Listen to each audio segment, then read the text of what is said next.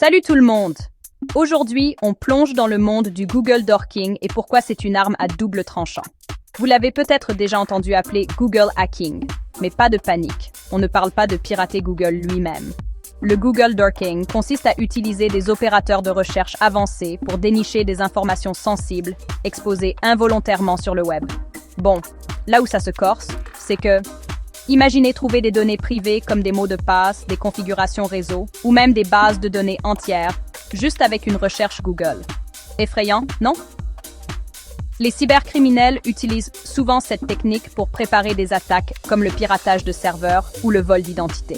Mais attention, utiliser Google Dorking pour accéder à des informations protégées, ce n'est pas juste malhonnête, c'est illégal. Vous pourriez faire face à de sérieuses conséquences juridiques, comme des accusations d'atteinte à la vie privée et d'accès non autorisé. Et pour les entreprises, les enjeux sont encore plus importants. Exposer des données sensibles peut entraîner une perte de crédibilité massive auprès des clients et des partenaires. Votre réputation peut en prendre un coup et subir des dommages à long terme. Alors, comment se protéger des dangers du Google Dorking? Premièrement, configurez correctement vos serveurs et sites web. Utilisez des fichiers comme robot.xt ou .htaccess pour bloquer l'accès public aux répertoires sensibles. Ensuite, cachez toujours les informations sensibles. Ne publiez jamais de données comme des mots de passe ou des configurations réseau sur des pages publiques.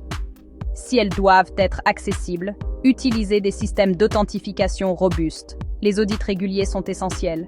Utilisez les mêmes outils que les pirates, incluant le Google Dorking, pour trouver les failles de sécurité.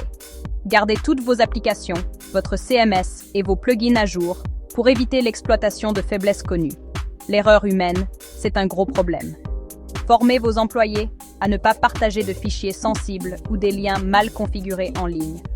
Et finalement, surveillez l'exposition de vos données. Utilisez des outils d'analyse de journaux et des scanners pour repérer les activités inhabituelles ou les fuites de données accidentelles. En résumé, le Google Dorking est puissant, mais dangereux. Bien qu'il ait des utilisations légitimes en cybersécurité, il peut causer de sérieux dommages s'il est mal utilisé. Restez informés, restez en sécurité et protégez vos données. Merci d'avoir regardé et n'oubliez pas d'aimer et de vous abonner pour plus de conseils techno.